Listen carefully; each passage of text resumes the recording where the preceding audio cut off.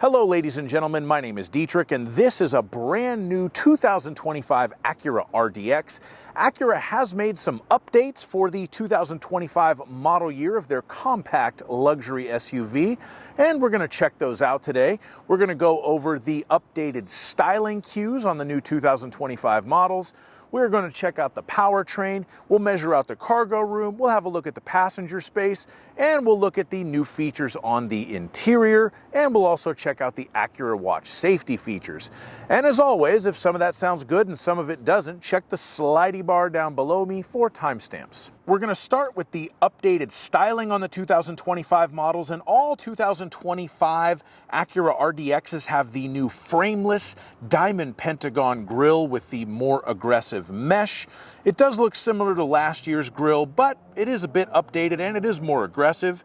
You do have new wheels on every single model. One thing I think it's interesting on the base model RDXs, they gave it kind of an A-Spec look with some black wheels and black trim around the windows, so that's new for the base model. If you were going to upgrade all the way to an A-Spec just for that look, then you don't have to anymore, just buy a base model. And on the technology package, they gave it wheels that kind of look like last year's Advance package models, so those are a little bit fancier. And on this A-Spec Advance model that I am reviewing here, we have these new gloss black and machine finish 20-inch wheels that look very nice. The rest of the body is as it's always been since 2019 on the RDX. It does have nice lines, good two-box proportion. You have the nice chicane LED running lights in the front and the Dragon's Tail LED tail lights in the rear. And it is a very nice looking compact luxury SUV. Now we're going to take a look under the hood and talk about the powertrain. Every new RDX comes with the same hardware under here. This is a 2-liter turbocharged engine, 272 horsepower and 280 torque. That is all routed through a 10-speed automatic transmission and a super handling all-wheel drive system. That's the way that all of the RDXs for 2025 will be built, and it was the same in 2024 as well. The engine is very responsive and pretty quick in this car.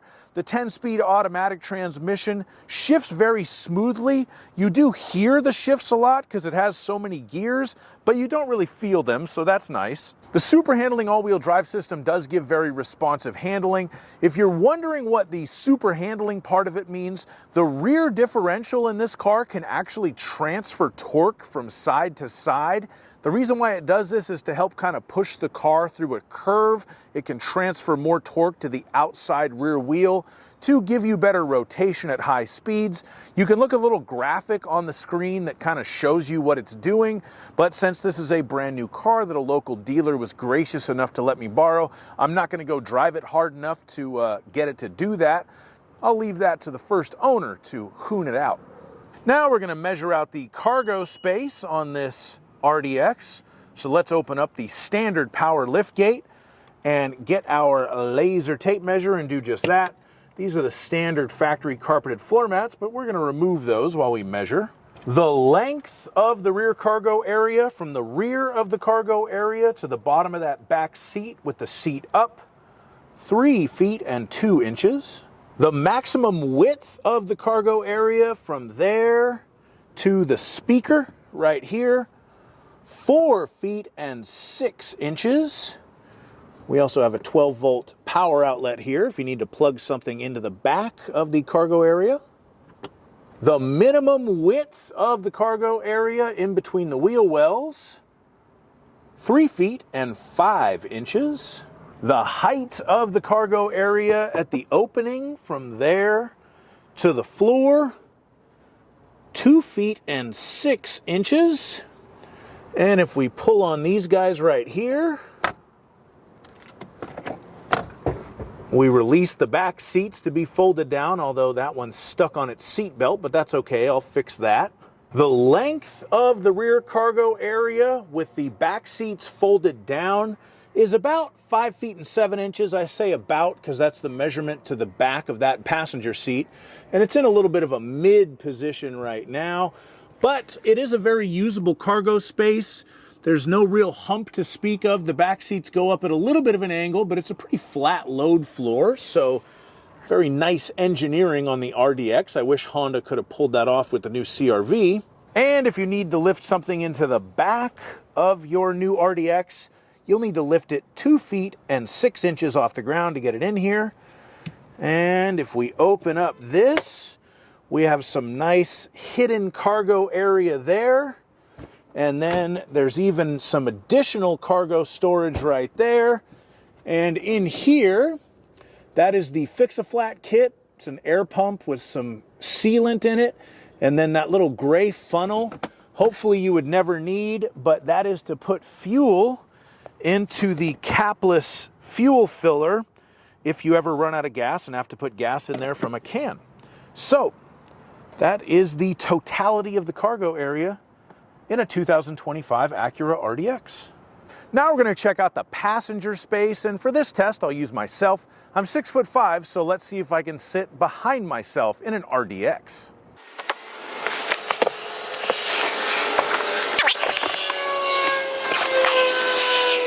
So the answer to this question is yes.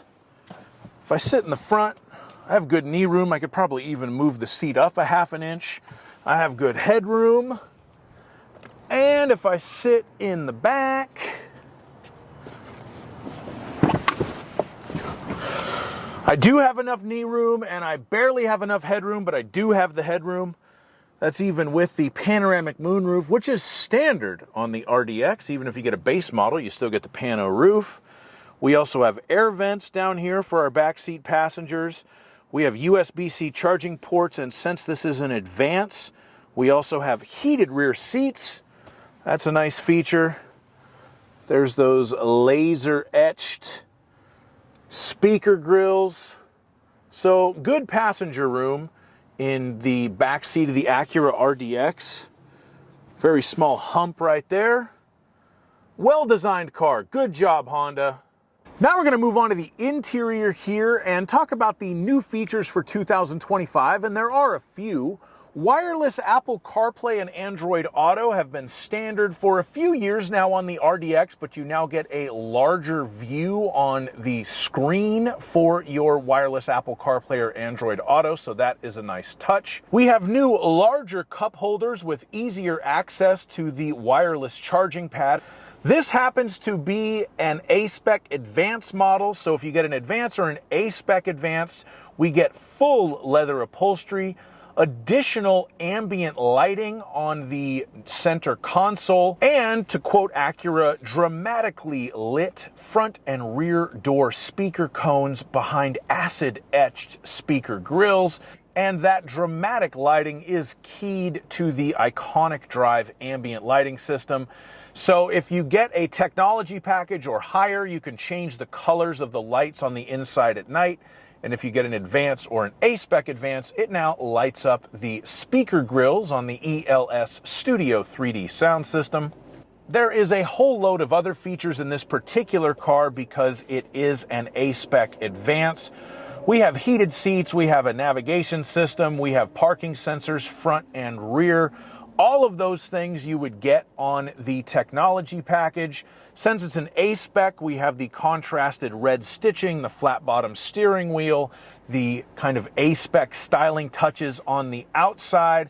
And then since it's an Advance, we have the head-up display. We have the adaptive dampers with the dynamic mode. So if you put it into comfort, you'll have a little bit softer ride. And if you put it into sport, you'll have a little bit firmer ride. Acura did not add a fully digital gauge cluster to this year's model. It's still analog gauges, even in this top-end package, and it's still not a touchscreen. You interact with the infotainment system through the TrueTouch pad. The TrueTouch pad gets criticized a lot. A lot of people complain about it online, and I would say that it's probably suboptimal. They have switched to a touchscreen for the 2025 MDX. However, when I'm driving an Acura with the TrueTouch pad, I really don't use it that much. I pretty much always use the voice commands. Let me demonstrate what I mean.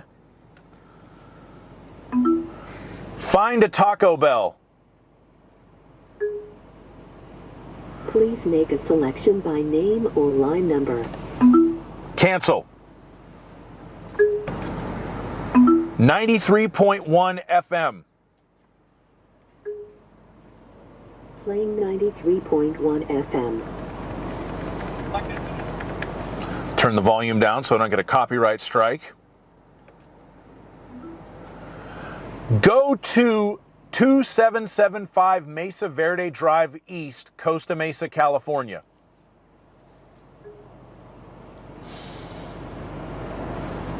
Here is more information for 2775 Mesa Verde Drive East. Would you like to begin a route? No. So when I am driving an Acura that has the True Touch pad, I really only use the pad itself to change the settings. I pretty much rely on the voice commands as I just demonstrated. Now we're going to move on to the safety systems, and all new RDXs come standard with what Acura calls Acura Watch. That includes the adaptive cruise control, the collision mitigation braking with the forward collision warning, so it'll beep at you if it thinks you're going to hit something, and it will hit the brakes if you don't do it yourself, and the lane keeping assist and road departure mitigation to warn you if you're drifting out of your lane and correct your steering if the car's camera can read the lane lines. If you get a technology package or higher, you do get the parking sensors with the low-speed automatic braking. And if you get an Advance, such as this one, you also have the surround view camera system, so you can see more stuff in the car's cameras. Thank you so much for watching my review on this 2025 RDX. I always appreciate you watching my videos. I know there's a million videos on YouTube that you can click on, so thank you for clicking on mine. If you did enjoy it, please give me a like, subscribe to my channel, and have a great day. Bye-bye.